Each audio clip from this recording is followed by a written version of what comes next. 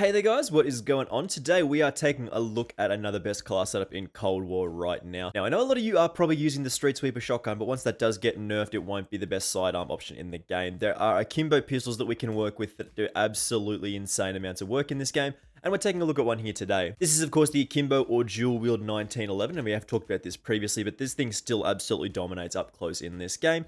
And by the end of the week, hopefully we'll have taken a look at all of the pistol options and compared them side by side, and we'll try and come up with an answer of which one is the best option in Cold War. Just before we do get into it here, make sure you do hit that subscribe button with those notifications turned on. I massively appreciate it, and it really does help me out. We are, of course, looking for 5,000 subscribers very soon and 10,000 by the end of the year, so if you could help me get to those milestones, that would be absolutely massive. Anyway, let's just jump straight into our best 1911 class setup here, because this thing absolutely shreds up close and is one of the best sidearm options in the game. So, as usual with these videos, the timestamps will be in the loading bar and, of course, in the description, so if you are looking for something specific, make sure you do skip to that section. Keep in mind that the primary on most of these class setups that we feature this week is probably not going to be relevant, as this is just something we're leveling up. We're mostly focusing on the pistols here. So we will start off with that tactical slot. That smoke grenade is actually very, very important if we are running around with this as our solo weapon. But if you are just including these pistols on a regular class setup, you can choose your preferred option, whether that be the stim shot, the stun grenade, flashbang, whatever you do prefer here. In the lethal slot, we always want to run one of these particular options in the C4 and the Semtex because they are both very, very powerful.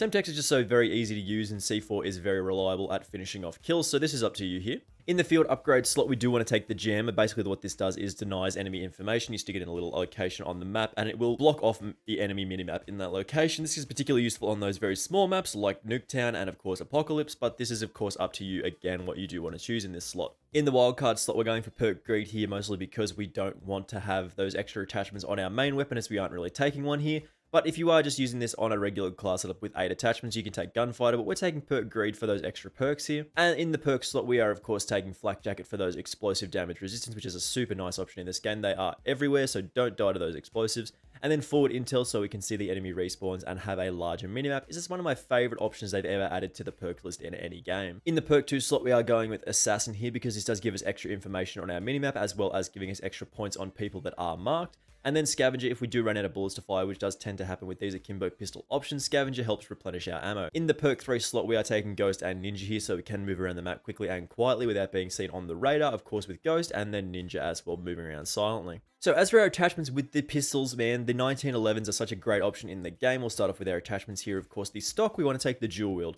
To unlock the Dual Wield, you do have to get this to max level, which is 35 for all of the pistols in Cold War, so it does take a little while, so you can do this in hardcore, of course, when the double XP is active. But Dual Wield is our first attachment here. In the muzzle slot, we are going for the agency suppressor, so we can move around the map quickly and quietly while not making a bit of a ruckus when we do fire these weapons. We also get a touch of recoil control here, which is really nice to start with. In the barrel slot, we are going for the task force barrel, so we do the most amount of damage. A 12% increase to our damage means we do 56 damage per bullet, meaning we get a 3-shot kill for the most part. And with 2 pistols, that's a great option. This also increases our effective damage range and bullet velocity quite nicely, so this is a great option in this game. In the body slot, we are taking the 5mm laser sight here for the 35% increase to our hipfire accuracy. This is pretty much a no-brainer here. Basically, getting a tighter hipfire spread with this option is really nice. In the magazine slot, of course, we are going for the largest magazine, Salvo 14-round fast mag. As I was saying, we do want the most amount of bullets to fire, and when we do run out of ammo with this thing, Scavenger helps keep us on target. So as usual with these weapons, we are just going to jump into some gameplay here and have an excellent time with this thing. This thing does play a little bit like a shotgun, of course, so you do have to be playing at those close quarters engagements, or if you are including this on a regular class setup with like your favorite primary, your AK-74U or whatever like that, this is a great option to sidearm with it. So with this pistol option, all we have to do is get nice and close to people, which is why we've got the smoke grenade here, because getting across these longer lines of sight while we do have these pistols out is a little tricky sometimes. So it is important to keep that in mind. We do have to basically just cross across the courtyard straight away, and that can be a little tricky sometimes. But as I said, for the most part, we're only showing these off in like the primary style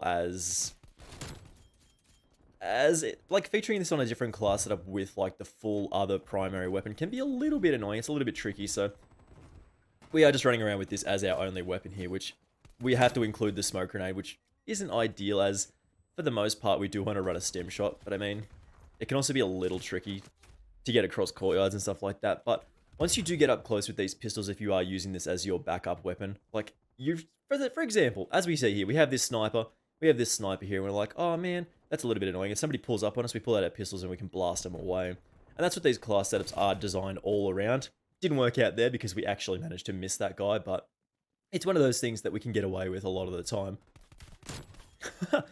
We still do get that 3-shot kill up close, which is, of course, a very powerful option in this game. Oh, wow. I don't know how we didn't die there. But I do usually miss the stim shot when I am running these pistols, man. Like, not having the stim shot is a pretty big negative of this class setup. So that's why we usually want to run this as the secondary option on, like, a proper class setup with, like, an MP5, AK-74U, stuff like that.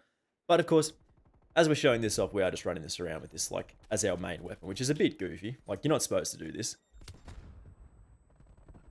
Should be somebody coming through here? No. And once you do waste your smoke grenade, it is a little bit tricky, but once you get up close to people, you just blast them away, man. Again, pull out this sniper. Come on. Come on. Come on. I say, so they are going to go in the middle of this house here, I believe. Maybe? No. Oh, let's move up. So you just get that 3-shot kill. We're in trouble. Always in trouble.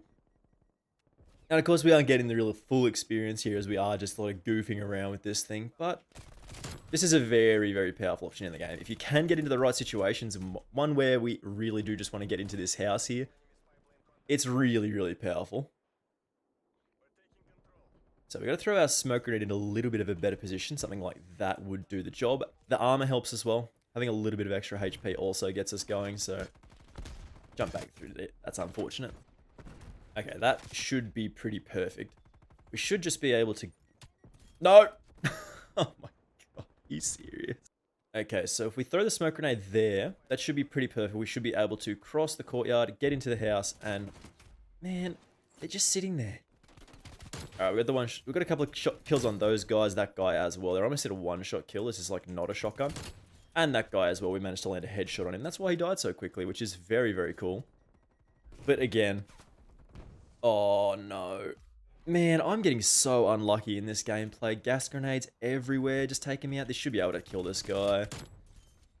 One thing that I should note here is this can be a little bit tricky to manage with console. From what I have seen, like the recoil can actually be a little bit tricky to manage from what I have seen, which is a little unfortunate, but it is one of those things that you do have to deal with. Where did he go? That's alright, it worked out. Oh man. You can say, if you love pistols, like if you love the Akimbo pistol class setups like I do, this is a perfect option to start off with. The 1911s are just such a lot of fun to run around with, man. Like, up close, if you land on those headshots, you're dealing double damage, then you only have to land one body shot. It's just, it feels really nice, man. But again, the clip can feel a little short sometimes. Usually people tend to want to run the Akimbo Diamatis because they do have a larger clip. But it's one of those things where it's a much of a muchness, really. You can pretty much choose whatever you do prefer. And that's why we're doing this testing today. Like, that's why we're doing this testing this week. We're going to pull out the death machine. No.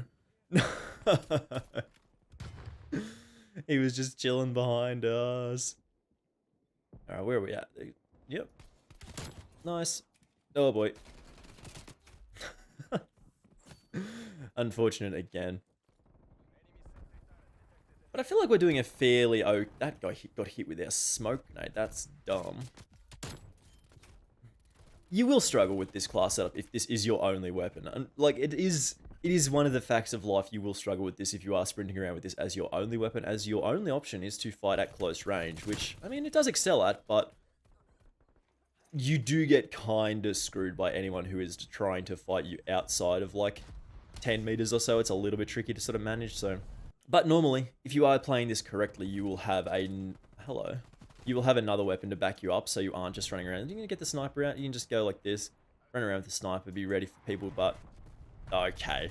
Okay.